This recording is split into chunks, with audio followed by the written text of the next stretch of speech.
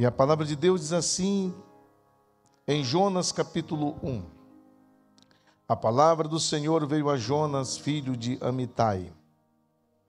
Vai agora à grande cidade de Nínive e prega contra ela, porque a sua maldade subiu até mim. Jonas, porém, fugiu da presença do Senhor na direção de Tarsis. Descendo para Jope, achou o navio que ia para Tarsis. Pagou a passagem e embarcou nele, a fim de ir para Tarsis, fugindo da presença do Senhor. Queridos irmãos, irmãs, fugir não é um bom negócio. O texto do Salmos 139, verso 7, nos diz: é impossível fugir do teu espírito. Em lugar algum conseguirei me esconder de ti, meu Deus. Na tradução Bíblia Viva. O salmista, inspirado pelo Espírito Santo, nos ensina que é impossível fugir do Senhor. Mas houve um homem que achou que isso era possível. Queridos, seu nome, Jonas. Ele se desviou do centro da vontade de Deus para a sua vida. Nós aprendemos uma coisa muito importante com o capítulo 1 de Jonas. Fugir não é um bom negócio. Pois toda vez que a minha vida não está no centro da vontade de Deus, o erro pode ser fatal. Então esta palavra guarda no teu coração. Toda vez que a minha vida não está no centro da vontade de Deus, o erro pode ser fatal. Assim como Jonas, muitas vezes recebemos um chamado que nos incomoda e muitas vezes nos desafia. Em vez de obedecer ao chamado de Deus, nós podemos ser tentados a fugir. No entanto, Deus está sempre presente, mesmo em nossas tentativas de escapar. Vamos refletir sobre como podemos ser mais obedientes ao chamado de Deus em nossas vidas, mesmo quando isso nos leva a sair da nossa zona de conforto. Eu pergunto esta manhã, irmãos, irmãs, você já foi chamado a sair da sua zona de conforto? Alguma vez? O que tem te desafiado?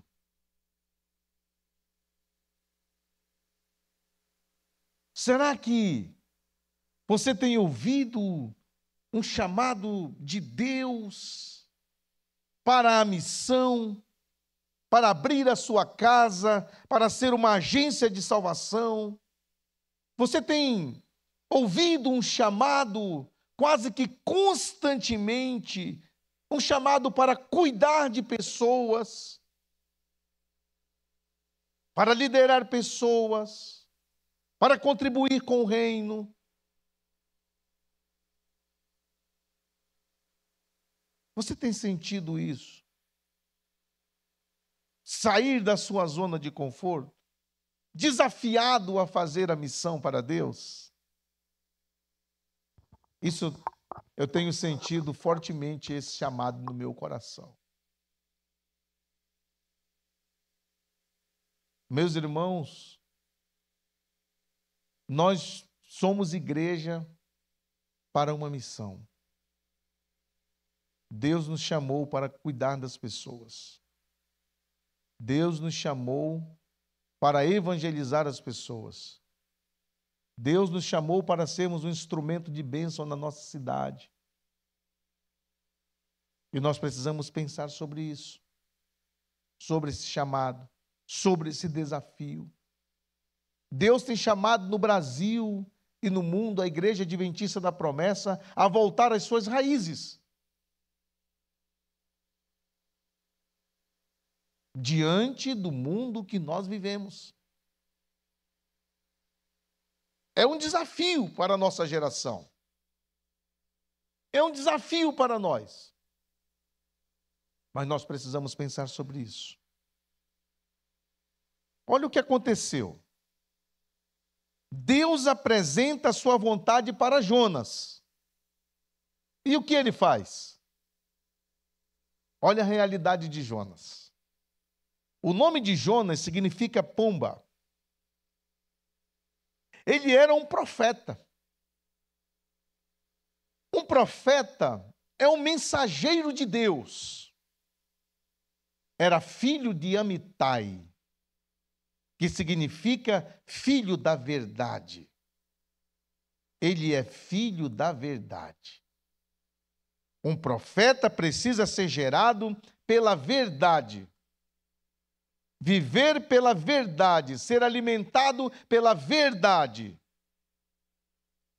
Jonas foi o primeiro mensageiro a pregar fora de Israel. Nós temos aqui nosso primeiro missionário transcultural. E a palavra nos diz, no versículo 1, veio a palavra do Senhor. Amém? Deus presente na criação, Ele está interessado naquilo que está acontecendo. Deus quer mudar alguma coisa. E quando Deus quer mudar, Ele fala. Ele usa pessoas. Ele usa seus profetas. Ele usa seus pastores, seus missionários. Ele usa o seu povo, a sua igreja. E aqui Ele fala. E então, no versículo 2, Deus comunica o que Ele quer. Ele fala de Nínive. Ele sabe tudo o que acontece em todos os lugares. Amém? Deus é soberano. Ele está vendo o grande pecado da capital da Síria. E aqueles pecados não fugiram aos olhos do Senhor. Deus estava atento ao que estava acontecendo na Síria. E no versículo 3, o que Jonas faz? Ele não demonstra a vontade, a mínima vontade, de obedecer a Deus.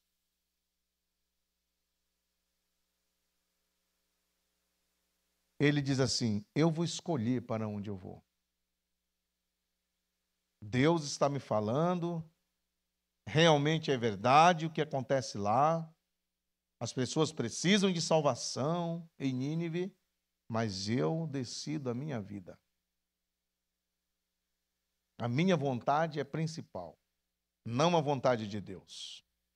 Os meus planos estão acima dos planos de Deus. Eu entendo Deus. Eu entendo, papai. Eu entendo o que o Senhor quer salvar, mas eu não quero ir.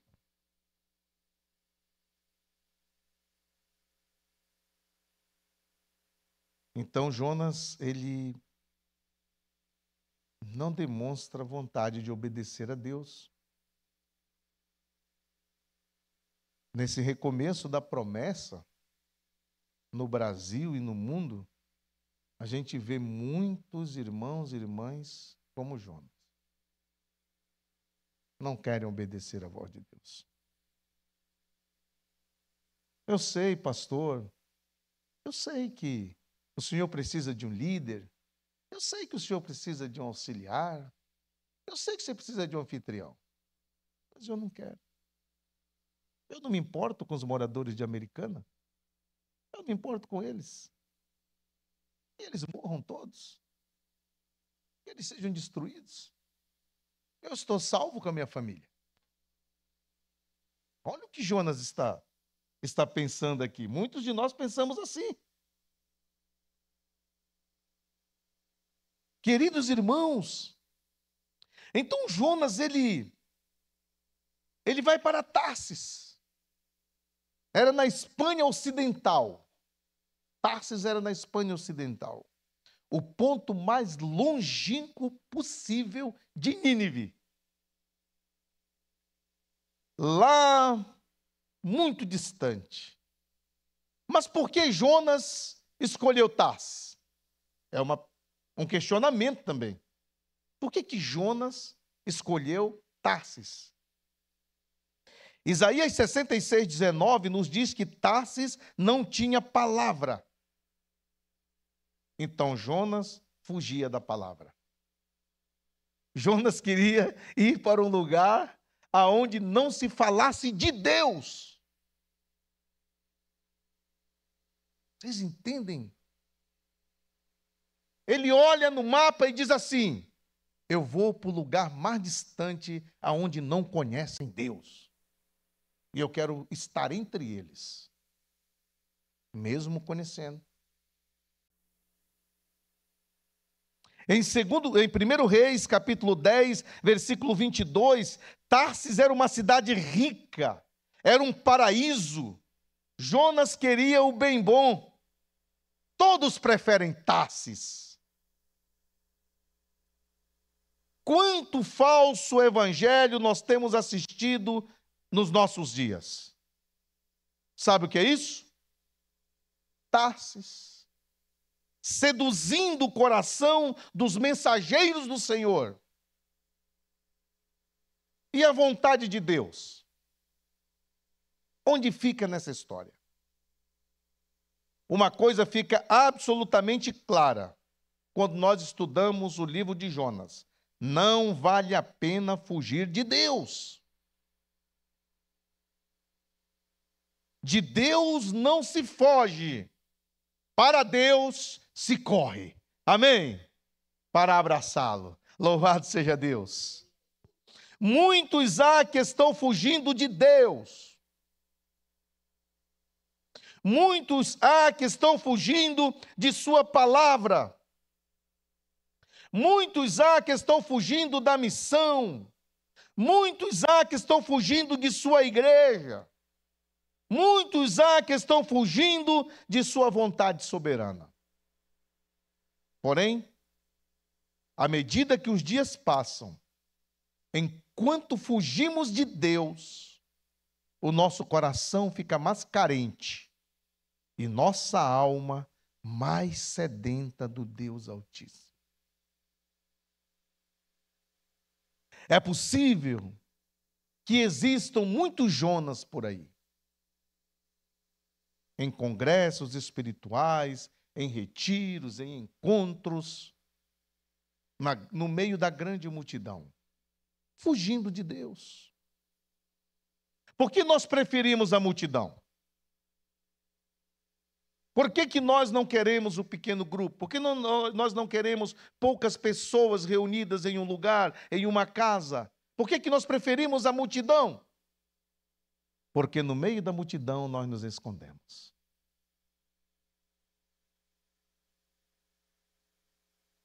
Queridos, quem sabe fugindo de um chamado, quem sabe fugindo de uma missão que Deus o entregou, quem sabe fugindo da vontade de Deus para a sua vida, Jonas tem muito a nos ensinar. O que será que nós podemos aprender com toda essa experiência? Pelo menos 3 perguntas podem ser feitas. E a primeira pergunta é: o que acontece quando nós fugimos da vontade de Deus para a nossa vida? O que acontece? Versículos 4 e 5 de Jonas nos diz que quando nós fugimos da vontade de Deus para a nossa vida, tornamos-nos maldição para a vida dos outros. Leia, por gentileza, versículos 4 e 5, diz assim: Mas o Senhor enviou um forte vento sobre o mar, e caiu uma tempestade violenta, de modo que o navio estava a ponto de despedaçar-se. Versículo 5. Então os marinheiros tiveram tanto medo, que cada um clamou ao seu Deus, e atiraram a carga do navio no mar, para deixá-lo mais leve. Mas Jonas havia descido ao porão do navio, e, tendo-se deitado, dormia profundamente. Então, quando nós fugimos da vontade de Deus, tornamos-nos maldição para a vida dos outros. Aonde essa pessoa chega, junto com ela, o ambiente fica pesado. Meu irmão, por favor, se Deus disser Nínive, é Nínive. Se Deus disser é assim que tem que ser feito, em nome de Jesus, vá para Nínive. Ninguém escapa de Deus. Ninguém escapa de Deus. Além de tornarmos-nos maldição, tornamos-nos insensíveis à realidade à nossa volta. Isso aqui, eu destaco. Precisamos pensar. Nós nos tornamos insensíveis. Olha o que diz o versículo 5 e 6. Nós lemos o 5, agora há pouco o 6. O capitão dirigiu-se a ele e disse-lhe: Que fazes tu dormindo? Levanta-te, clama ao teu Deus. Talvez assim ele se lembre de nós, para que não morramos. Os marinheiros, eles estavam clamando aos seus deuses. E Jonas? Jonas dorme. Ele não está nem aí. Muitas pessoas estão padecendo no mar da vida. Quantas pessoas em Americana e nas cidades circunvizinhas estão padecendo no seu bairro, na rua onde você mora, na sua cidade.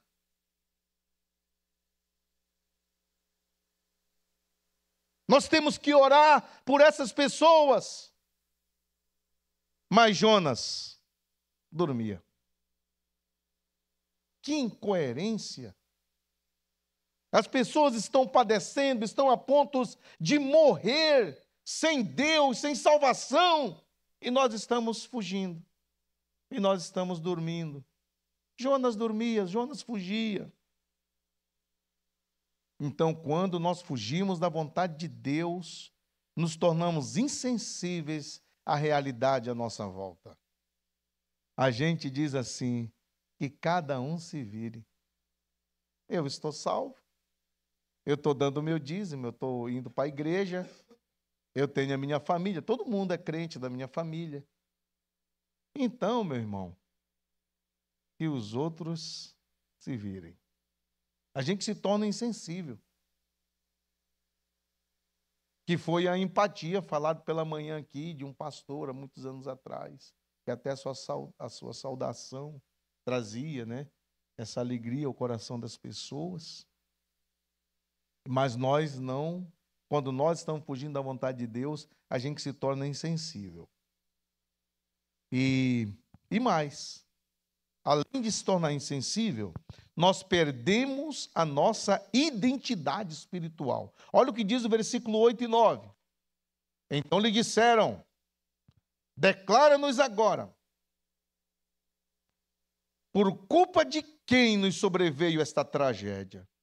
Que ocupação é a tua? De onde vens? Qual é a tua terra? E de que povo tu és? Meus queridos irmãos, perdemos a nossa identidade. Eles tiveram que perguntar para Jonas quem ele era. Insensível daquele jeito, todos acharam que ele era um nada.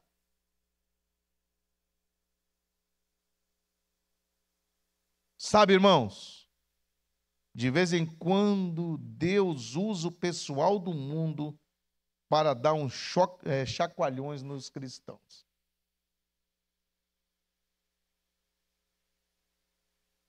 Cuidado para não perder a sua identidade de cristão. Todo mundo desesperado, mas Jonas estava ali insensível. Todo mundo clamando aos seus deuses, mas Jonas não clamava ao seu Deus. Perdeu sua identidade.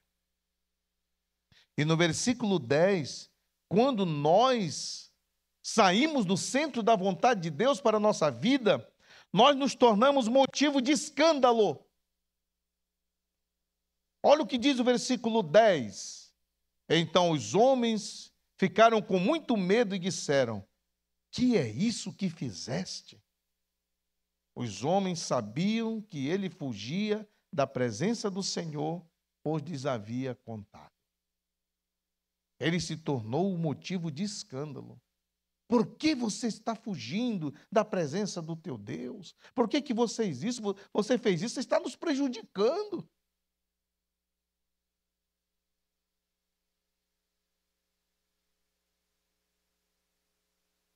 Fugir não é um bom negócio. Quem foge da vontade de Deus só desce. Olha só o que aconteceu com Jonas.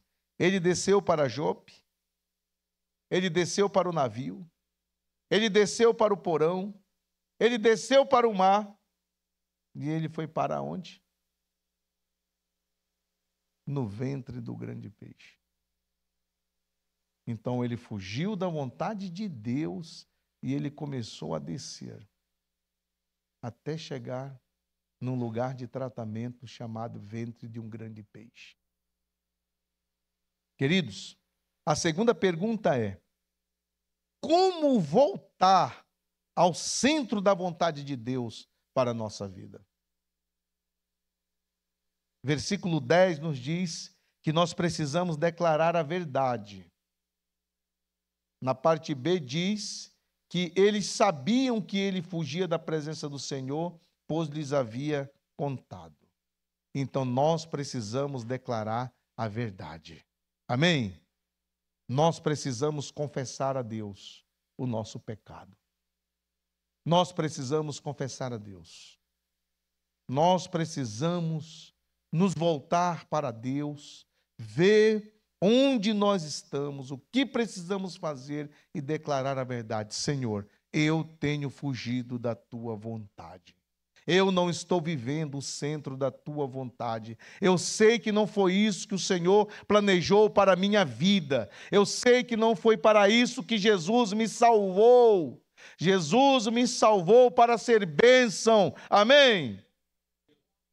O Senhor me salvou para proclamar o evangelho do reino às pessoas. O Senhor me salvou para que o meu testemunho possa abençoar os meus amigos, meus vizinhos, para que as pessoas saibam quem é Jesus e o que Ele fez por mim. O testemunho que o Senhor mandou que eu proclamasse, eu não tenho feito isso com constância. Eu não tenho feito isso, Senhor, e por isso eu preciso declarar a verdade. Eu não tenho evangelizado, eu não estou fazendo discípulos, eu não estou no centro da tua vontade.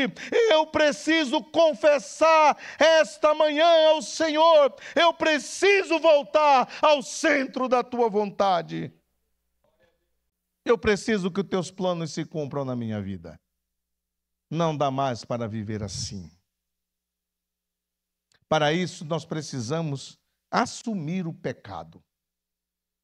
O versículo 12 diz assim: ele respondeu: pegai-me e lançai-me ao mar, e ele se aquietará, pois sei que esta grande tempestade vos sobreveio por minha causa. Meus irmãos, Jonas assumiu o seu pecado. Jonas reconheceu o seu erro.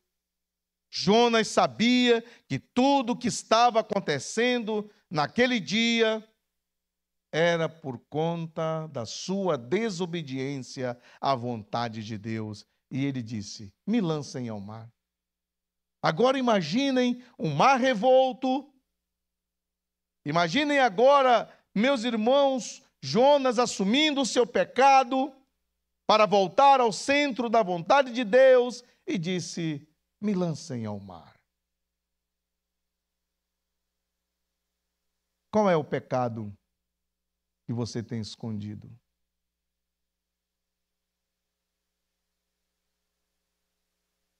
Precisamos assumir nossos pecados diante de Deus. Os ídolos do nosso coração que nós construímos. A insensibilidade à voz de Deus é um pecado. E nós precisamos confessar a Deus. Nós precisamos assumir os nossos pecados.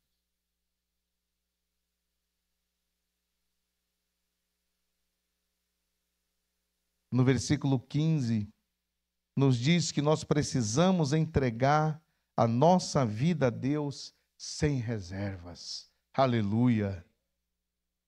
Então pegaram Jonas e o lançaram ao mar, e o mar cessou a sua fúria. Ele se entregou sem reservas. Ele pensou: mesmo que eu morra afogado nesse grande mar, mas eu quero o perdão de Deus. Eu assumo o meu pecado. E a partir de agora eu quero entregar a minha vida sem reservas a Ele. Eu entrego, Deus, toda a minha vida, porque eu quero que me joguem ao mar, para que o mar cesse a sua fúria, e para que o Senhor seja exaltado, para que o Senhor seja glorificado, para que eu possa voltar ao centro da Tua vontade. Eu me entrego por inteiro e assumo as consequências dos meus erros. Aleluia. Aleluia. Glória a Deus. Ele queria voltar ao centro da vontade de Deus, mas ele teve que entregar a sua vida sem reserva. Quando você olha para a sua vida cristã, você entende que você já se entregou por inteiro a Deus, sem reserva? Que você está disposto a sacrificar a sua vida pela missão?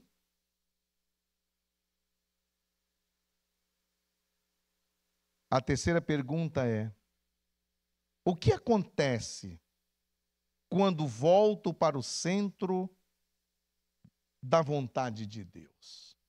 Olha que coisa maravilhosa. Versículo 16 diz assim: os homens temeram ao Senhor com grande temor, então ofereceram sacrifícios ao Senhor e fizeram votos. Queridos, a minha vida passa a ser testemunho para outras pessoas, aleluia!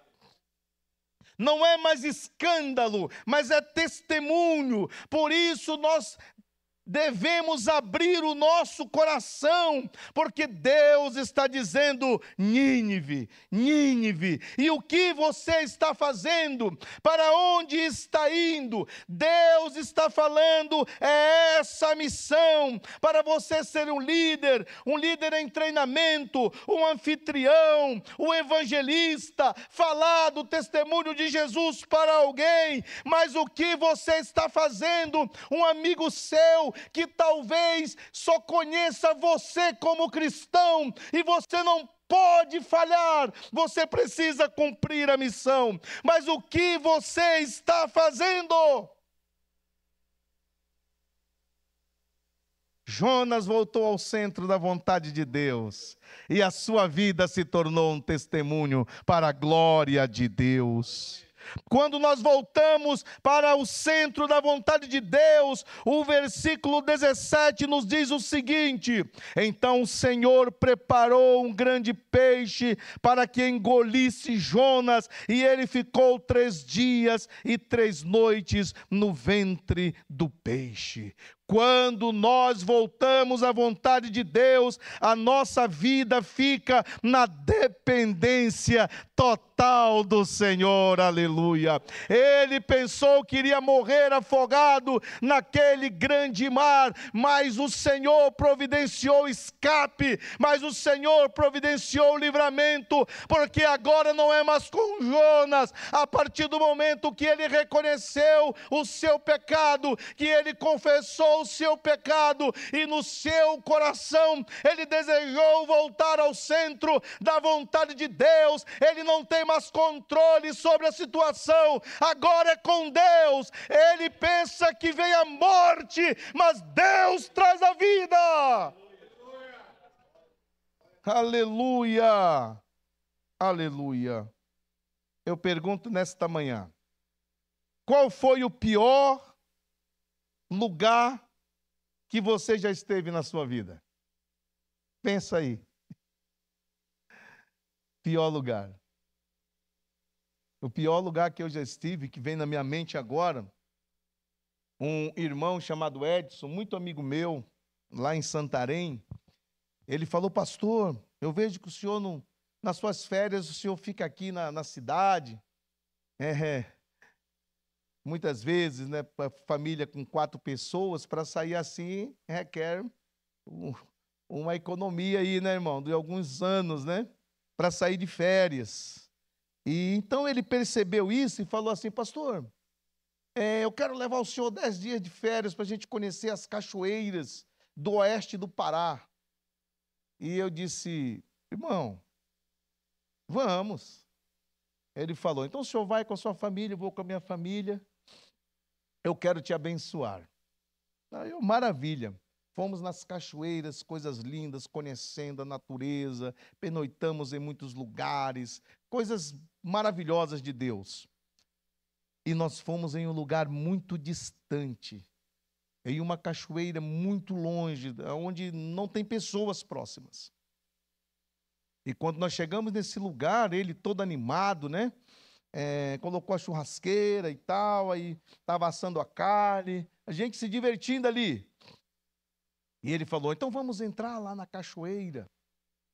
Irmãos, quando eu entrei nessa cachoeira ali, eu lembrei daquele filme da Anaconda. E devido ao susto que eu levei com o ambiente, eu pensei: meu Deus, aqui tem aquelas cobras grandes aqui. E nós estamos à mercê de qualquer momento sermos tragados aqui. E eu já fiquei nervoso, né? E quando a Adamar vinha andando assim para chegar onde nós estávamos, eu vi uma onda assim, ó. Aí eu falei: meu Deus, é agora. E eu fiquei paralisado. Mas não eram alguns capim, né, que tem dentro do rio, balançando com as ondas, e eu pensei outra coisa, mas foi um momento terrível. E eu falei para ele: cara, vamos sair desse lugar, estou com um mau pressentimento. E foi um lugar terrível, porque para nós voltarmos era difícil, e a gente ia devagar e olhava para trás. Então, qual foi assim o pior lugar que você já passou na sua vida, um lugar de tensão, um lugar difícil, que você diz assim: meu Deus, e agora? E agora? Não sei. Irmão, mas eu tenho certeza que esse lugar não se compara à sala de tratamento para onde Jonas foi, o ventre do grande peixe. Imagina, no capítulo 1 nós deixamos Jonas dentro de um grande peixe. E no capítulo 2, nós vemos como Deus o tratou. Enquanto ele estava no ventre daquele grande peixe, do capítulo 1 e versículo 17, até o último versículo do capítulo 2, nós observamos um intervalo para o quebrantamento. O capítulo 2 é um verdadeiro milagre de Deus. Você consegue imaginar? No ventre do grande peixe, Jonas reconhece seu erro e ele clama a Deus. Olha a oração de Jonas, irmãos, no capítulo 2. Do ventre do grande peixe, Jonas orou ao Senhor, seu Deus, e disse: clamei ao Senhor na minha angústia, e ele me respondeu. Do ventre do Seol gritei, e tu ouvistes a minha voz. Pois me lançaste nas profundezas, no coração dos mares, e as correntes das águas me cercou. Todas as tuas torrentes e ondas passaram sobre mim. Eu disse: fui expulso da tua presença. Como poderei ver o teu santo templo novamente? As águas me cercaram até a alma, o abismo me rodeou, e as algas se enrolaram na minha cabeça. Afundei até os fundamentos dos montes, a terra me aprisionou para sempre com as suas trancas, mas tu fizeste subir a minha vida da sepultura, Senhor meu Deus. Eu me lembrei do Senhor quando a minha vida desfalecia, e a minha oração chegou a ti no teu santo templo. Os que se apegam aos ídolos inúteis afastam de si misericórdia, mas eu te oferecerei sacrifício com voz de ação de graça. Pagarei o meu voto, a salvação pertence ao Senhor. Aleluia!